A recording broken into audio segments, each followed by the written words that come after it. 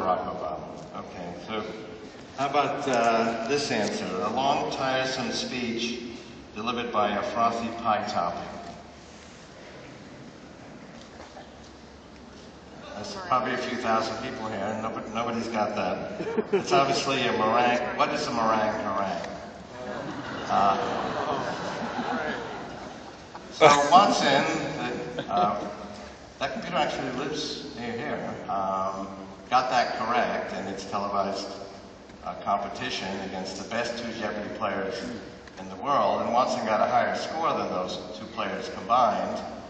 And I'll want to touch on the significance of it, but it addresses the issue of whether the progress we're making, the exponential progress, is just in hardware, because that's one of the criticisms that comes up. Oh, Kurzweil's right, your hardware has been progressing exponentially, but software is stuck in the mud. There's different ways to approach that, but just in terms of qualitative, visceral reactions, Watson is very impressive because it's dealing with the subtleties and vagaries of human language. I made a prediction in the early 80s that a computer would take the World Chess Championship by '98. And I also predicted that when that happened, we would immediately dismiss chess as being of any significance. And both of those things happened in '97. Kasparov was defeated by Blue, and people immediately said, well, that's to be expected. Chess is a logic game, and computers are logic machines, so obviously computers will ultimately do a better job. Computers will never be able to master the subtleties and vagaries of human language, metaphors, puns, similes, riddles, jokes. Well, that's exactly what Jeopardy is all about. That's one reason this is very significant. Now, some people misunderstand the nature of Watson. They think that all of its knowledge was hand-coded by the scientists. Okay, it does have to deal with the subtle language in these Jeopardy queries, which have metaphors and are pretty tricky examples of human language. But it got its knowledge about to come up with the correct response, not by being hand-coded, but by actually sitting down, figuratively, and reading. It was actually 200 million pages of natural language documents, including all of Wikipedia. So, and it was able to master all that, remember it all. They're not orderly facts. I mean, if you read a Wikipedia article, it's all kinds of information presented in a hierarchical, ambiguous fashion, and it has mastered that enough to actually respond to the questions correctly and can call up any fact from those 200 million pages in 3 seconds. So it's quite impressive. People say, well, it doesn't really understand what it's doing. It's just using statistical analysis of language. That is misunderstood. It's actually building a hierarchy based on what it reads, and in that hierarchy are probabilities of what different clauses might mean. Turns out that's exactly how the human brain works. I'm finishing up a book, How to Create a Mind, The Secret of Human Thought Review. And we do exactly the same thing with our neocortex. We build up this hierarchy of structures that have probabilities in them. And we actually approach something like Jeopardy, or even holding a social conversation in the same way, using this statistical information. If using statistical information about language does not represent true understanding, then humans don't have any true understanding either. Now, Watson actually is not operating at human levels. You might say, well, then how did it get a higher score than the best two human players? It's because it can combine whatever level of understanding it has with a capability that computers have long exceeded us at, which is total recall, tremendous speed, being able to repeat the same thing over and over again, doing that in a massively parallel fashion. We're not unable to do that. So it can take its ability to read a natural language document and apply that to all of Wikipedia. You and I could read all of Wikipedia also. Actually figured out it would double in size by the time we're done. And we would have forgotten the first 3/4 of it by the time we're done. So it is a very remarkable combination. But in my view, the advent of this kind of AI, and we are in that period already, is basically enhancing who we are. And a lot of attention is paid to the idea of merging with this technology. I think it's actually, whether or not this is inside my body or outside, there's a distinction without a difference. The size of technology is shrinking at an exponential rate. This is actually thousands of times more powerful than the computer I used when I was an undergraduate, and it's about 100,000 times smaller. It's millions of times cheaper. That's a several billion-fold increase in the amount of computation and communication per dollar. We'll do that again in 25 years. This will be the size of a blood cell. It will be another billion times more powerful per dollar. Every step along the way creates new entrepreneurial opportunities, which this crowd very much jumps on. And you can see the fervent new opportunities from the latest turn of the screw of what I call the law of accelerating returns. So let me step through this with you. I don't have a lot of time. We want to have time for dialogue with Lev and with you. This is what I wanted to cover today. Any questions on any of this? Well, very quickly, this was the first exponential graph I came up with in the early 1980s, 81. I was looking for a way to predict technology because the key to being successful as an inventor and an entrepreneur, or really pretty much anything in life, whether you're pursuing a career or romance, is timing. So I wanted to see if I could anticipate where technology would be. It made a surprising discovery. If you measure the basic fundamental measures of information technology, any information technology, they follow very predictable trajectories, belying the common wisdom that you can't predict the future. So I had this graph up to 1980 and 81. By the way, this is a logarithmic scale, so every level on this graph is 100,000 times greater than the level below it. So even through 1980, this represented trillions-fold increase since the 1890 American census. As of today, it's several billion times of progress since I was a student. But look at how smooth a trajectory that is. One of the criticisms, oh, well, exponential growth can't go on forever. That's true for specific paradigms. So there were shrinking vacuum tubes in the 1950s. Finally, that came to an end. They couldn't do that anymore. It just went on to another paradigm, transistors, and then chips and Moore's law. And Moore's law will come to an end around 2020. We'll go on to the sixth paradigm of three-dimensional computing. But the remarkable thing here is, look at how smooth and predictable a trajectory this is.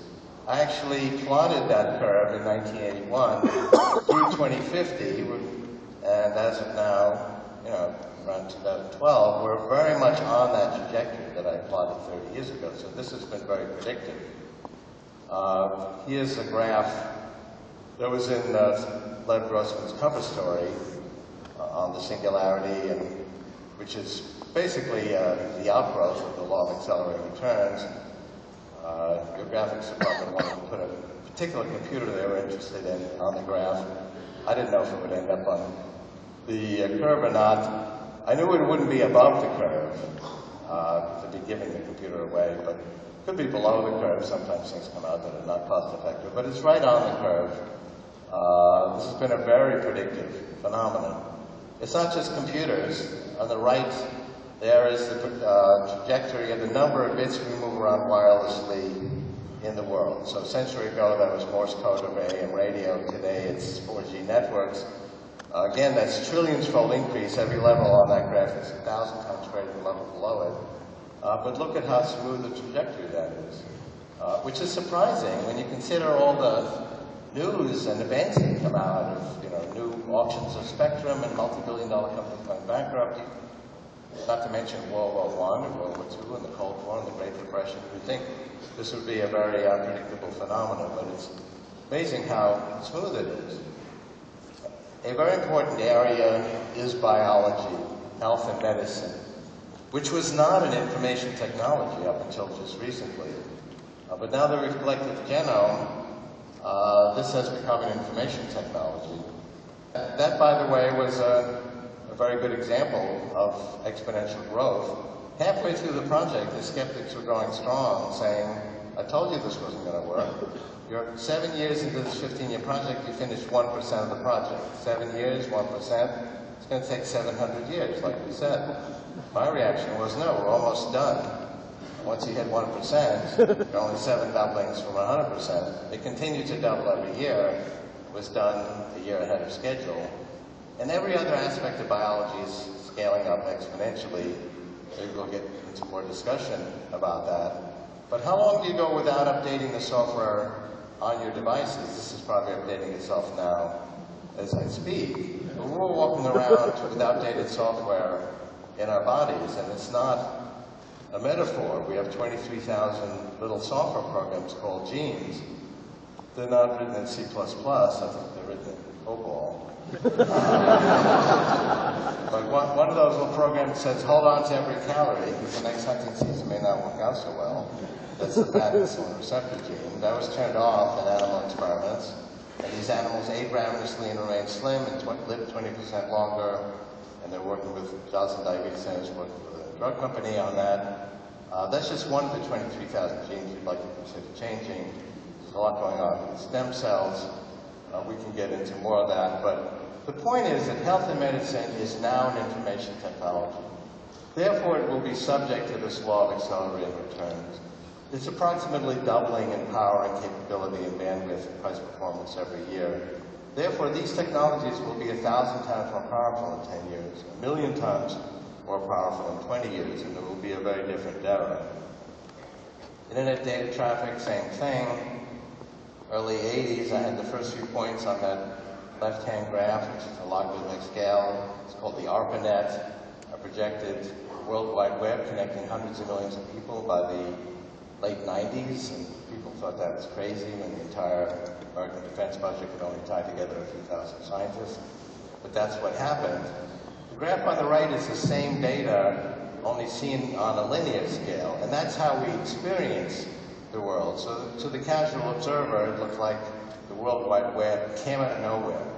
But you could see it coming. You could plan your next venture for it by looking at these exponential trends. The world of physical things is becoming information technology. That's an actual violin that was printed out on a three-dimensional printer. That's a whole emerging industry. The scale of precision is improving at an exponential rate of 100 3D volume per decade. The costs are coming down rapidly. The range of materials is expanding. That's an actual violin that was printed out. Someone printed out an airplane and flew in it. One module at a time and snap them together. That's how you use three-dimensional printers to print out big things. At Singularity University, which exists in Penn, we have a project to use three-dimensional printers to print out high-quality, low-cost housing for the developing world. Again, one Lego module at a time. That's another technology that will change the world. We're already starting to put blood cell-sized devices in the bloodstreams of animals. And this will be a mainstream technology in 20 years. The brain is another area where we are scaling up exponentially. I have a book coming out on that, and 11 I may talk more about that. But the spatial resolution of brain scanning is doubling every year. The amount of data we're getting is doubling every year. The scale and precision of brain simulations is doubling. In this book, I will describe actually one mechanism in the neocortex that allows us to recognize patterns and deal with language and recognition of concepts, all the way from primitive things like crossbar and a capital A, up to irony and humor, and loving sentiments and so on. So let me just show you this one graph. I'm already over my time, but this one big issue is this good or bad? This crowd is usually optimistic. I talked to lots of groups that are not so optimistic. I think the world's going to hell in a handbasket. I would say the reason for that has to do with you guys in the press are doing a great job, and this is a good thing, but it's sometimes misconstrued at making us aware of what's wrong with the world. So when there's a battle in Fallujah or a medical crisis in Nigeria, we're there and we experience it. That was not the case in the past. We have much better knowledge of what's wrong. But here I have dozens of these graphs. Let's just look at a couple of things. Health and wealth over the last 200 years. The x-axis is per capita income in these different countries. Each circle is a country. The big red circle is China. On the y-axis, it's longevity, which was in the 20s and 30s in 1800, which is what you're looking at. Worldwide average 37. So what happened over the last 200 years? Well, a few countries were experimenting with the Industrial Revolution. There was a little bit of ferment. That picked up steam in the late 19th century. But as we get to the 20th century, you'll see a wind moving all of these countries towards the upper right-hand corner of the graph. The have-not divide remains, but at the end, the countries that are worst off are far better off than the countries that were best off at the end of the process. And I shouldn't say end of process, because the process has hardly ended. In fact, it's picking up speed with all the innovation represented in this room, fueled by this ongoing exponential growth. Education, same thing. Here, years of schooling has tripled over the last half century in the developing world, doubled in the developed world. There's a have-not divide, but both are moving in the right direction. So, get back to that graph. But I was going to show you the progression of longevity, which has gone from 20,000 years ago, 37 in 1800. Yeah, if we can launch that graph. It was 48 in 1900, and it's pushing 80. This is from the linear progression of health and medicine. Before health and medicine was an information technology. Now that it is, it's going to progress exponentially. These technologies, as I mentioned, will be 1 million times more powerful within 2 decades. So if we can hang in there, we may get to experience a remarkable century ahead. Thank you very much.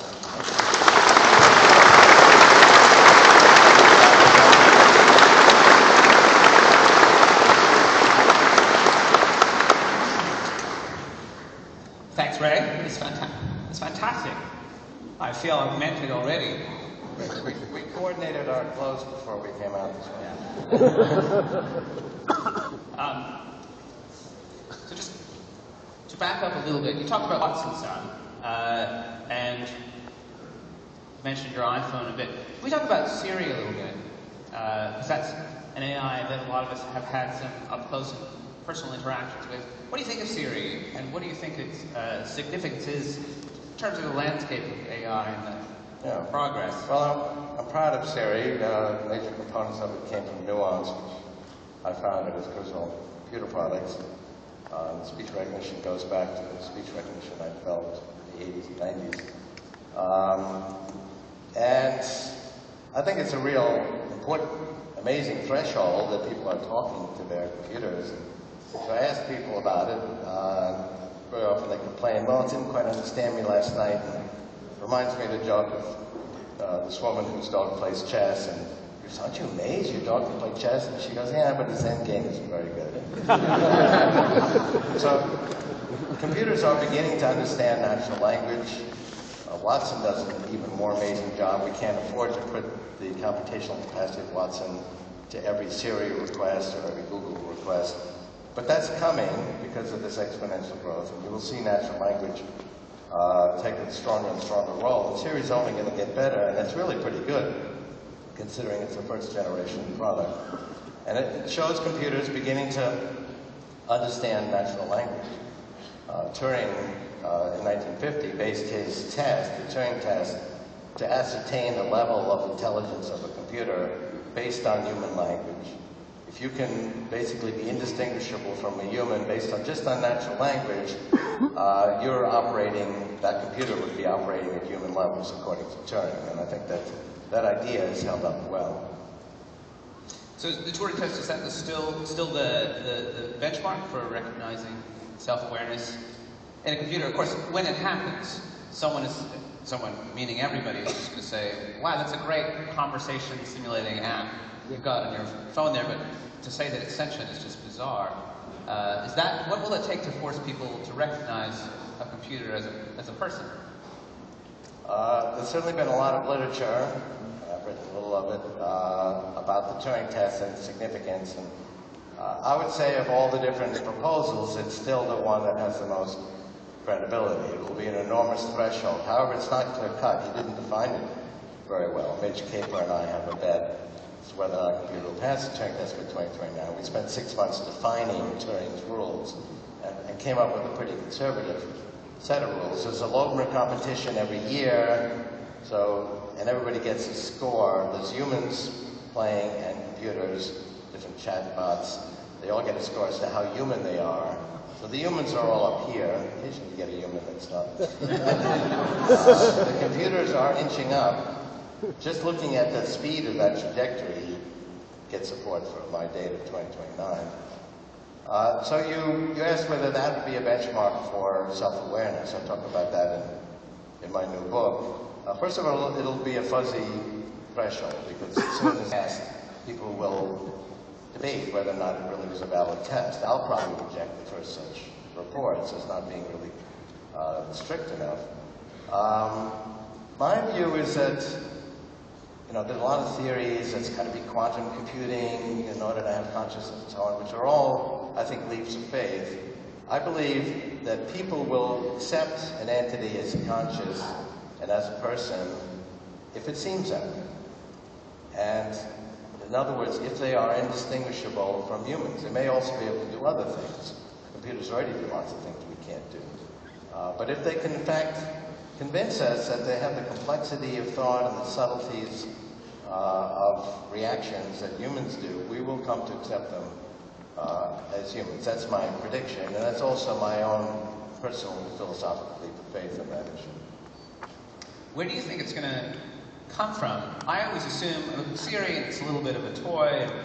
Watson is impressive, but has obviously a great deal of public relations value for IBM. Where is the serious progress going to come from? Is it going to? I assume it's going to come from academia, something like the Blue Brain project in Switzerland. Is that where the real action is happening? I think the biggest push is the commercial value of computers that have more and more intelligence. Last time I checked, Google was doing pretty well. And it's doing things with word sequences. I mean, it is doing what people attribute to Watson, which is dealing with sequences of words. Watson actually is understanding what those sequences mean in terms of concepts, to be able to match it against concepts in its read.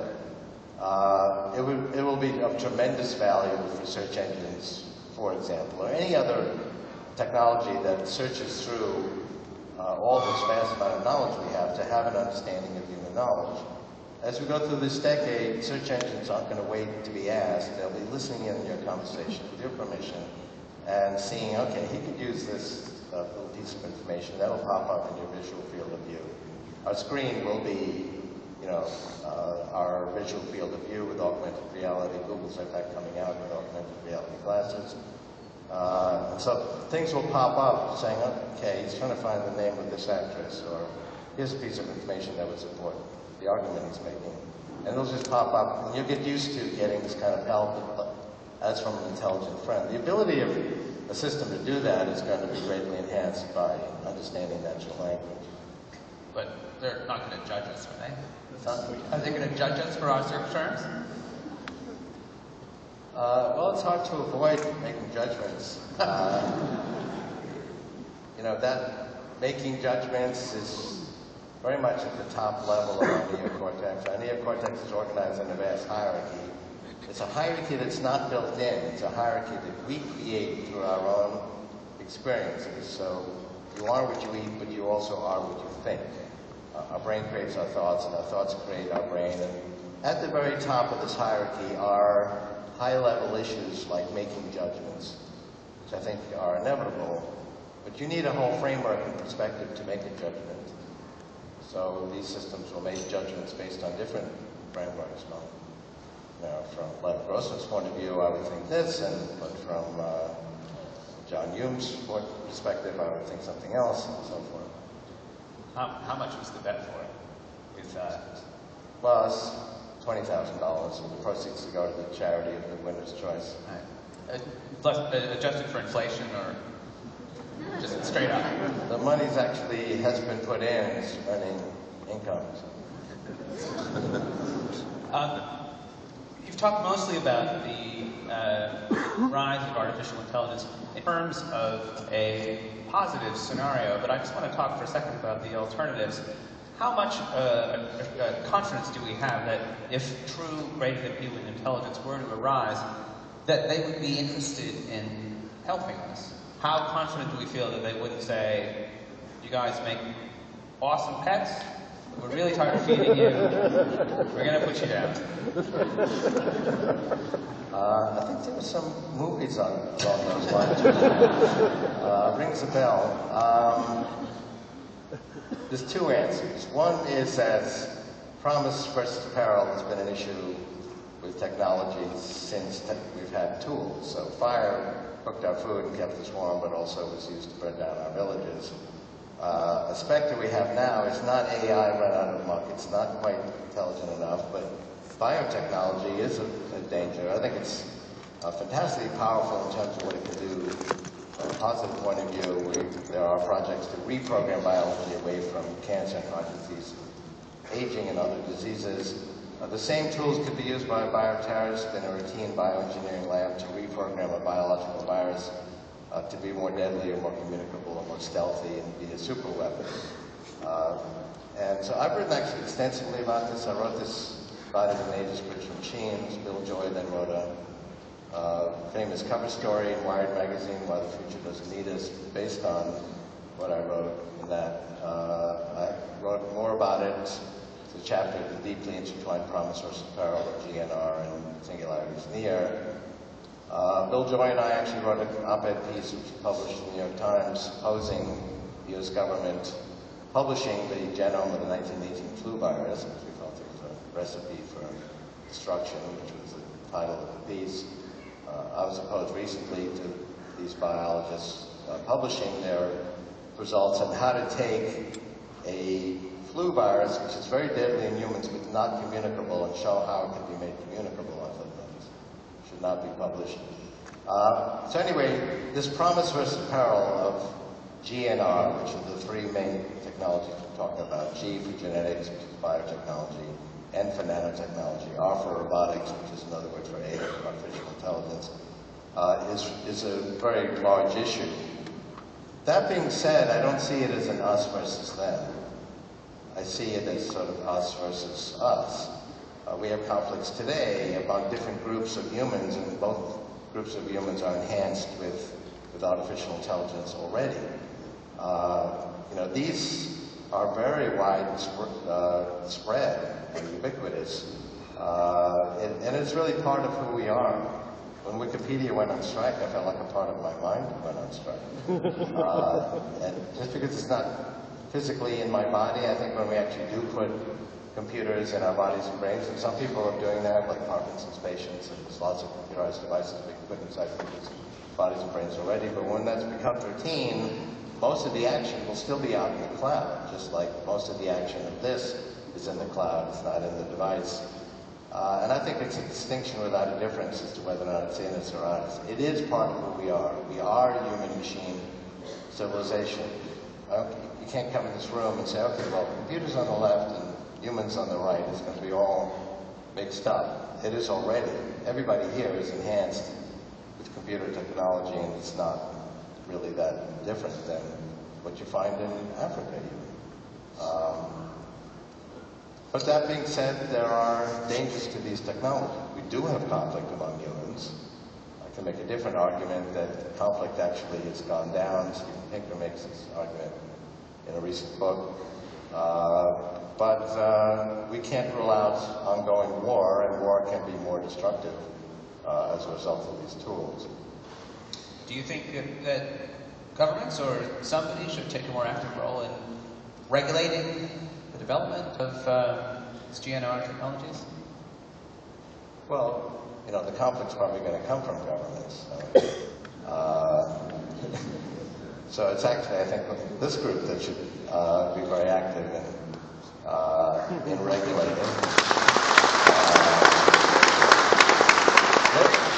And we all have the power to do that. Look at the SOPA situation. There was two interesting things observations from that. One is, here was this piece of bipartisan legislation, fairly rare, and it was headed smoothly towards confirmation. So Wikipedia,